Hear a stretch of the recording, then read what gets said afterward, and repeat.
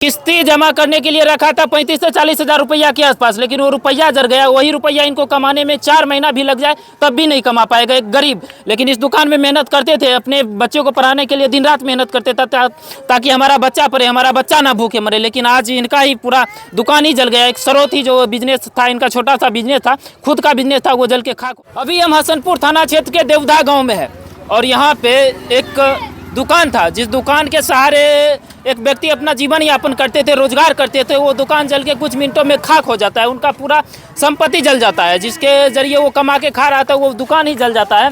छोटे छोटे रोजगार करते हैं लोग बिहार में, रोजगार तो वैसे भी अभाव है, लेकिन छोटे छोटे रोजगार करते हैं वो भी जल के खाक हो गया। इनका घर ही उजड़ गया। आपका ही दुकान जला था? जी। क्या नाम था आपका? छोटू कुमार बोले। कैसे आग लग गया था? हमको पता नहीं था, हम तो धक्का लगा कर चल गया ट्रेन पकड़ाने के लिए। ट्रेन पकड़ा कर सब खत्म हो गया। कैसे आग लग सकता है? किसी ने लगा दिया या कैसे आग लग सकता अब है? हमको क्या पता, हम तो था नहीं यहाँ, कैसे लग गया आग। तो किस चीज का दुकान था? किस चीज का? नाश्ता का दुकान था। नाश्ता। देखिए, जो दुकान से ये दूसरों को पेट भरता था, आज इन्हीं का पेट जल गया है।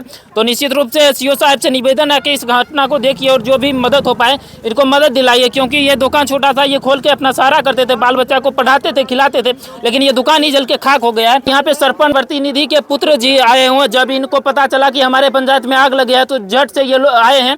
क्या कुछ अपने स्तर से करिएगा आप? हम तो यहाँ जिस टाइम आए थे तो इस हालात में देखे यहाँ पर बहुत काफ़ी भीड़ लगी हुई। काफी गरीब ये लोग हैं। हाँ, गरीब लोग हैं। तीनों भाई का दुकान था, नाश्ता का, छोटा नाश्ता का दुकान है। इस दुकान का तो इंश्योरेंस भी नहीं है कि इनको कुछ मदद मिल जाए। छोटा सा दुकान था, अपना रोजगार चला रहा था। क्यों? तो हमें फ़ोन जैसे ही आया तो हम तुरंत 15 मिनट के अंदर यहाँ पर पहुँच गए। पहुँचने के बाद जो है देखें यहाँ आग लगी हुई है, काफ़ी पब्लिक की भीड़ जमी हुई थी और उन ग्रामीणों के वजह से आग का काबू पा लिया गया। और मान लीजिए कि नुकसान तो यहाँ पर बहुत कुछ हुआ है।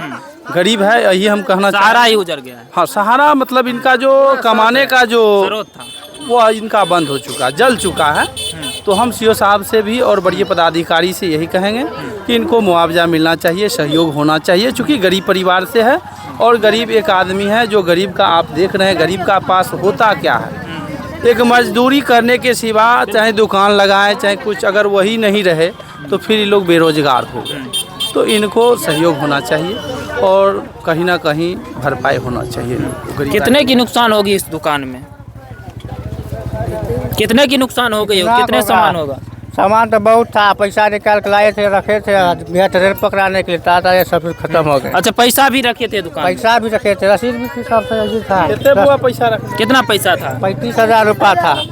देखिए भैया, कितना 1 महीना 2 महीना 3 महीना 4 महीना ये काम करेगा तब 30 से 35,000 रुपया कमा पाएगा।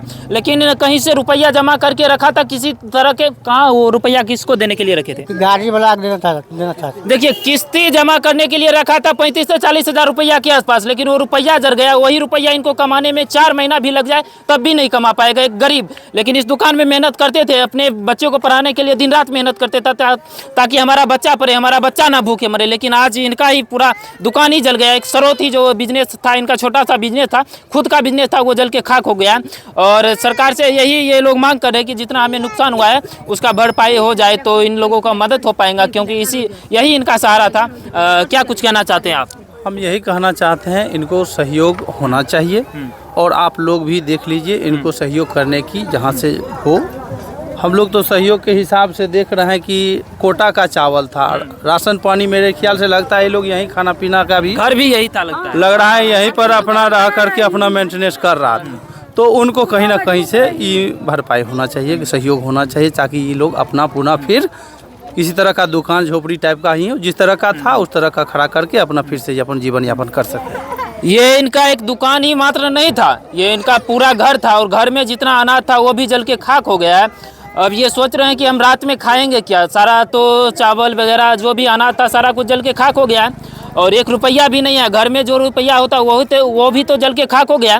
तो इनको 1 रुपया भी नहीं तो ये खा पाए। तो बिहार सरकार से आस लगाए हैं कि हमारे मदद हो पाए, थोड़ी सी मदद हो पाए, ताकि फिर हम ये दुकान खराब कर पाए और लोगों को पेट भर के हम अपना पेट भर लेंगे। हालांकि इस तरह की घटना के बारे में आप लोग क्या कुछ सोचते हैं और बिहार सरकार से क्या कुछ मदद चाहते हैं, कमेंट सेक्शन में अपनी प्रतिक्रिया जरूर रखिएगा।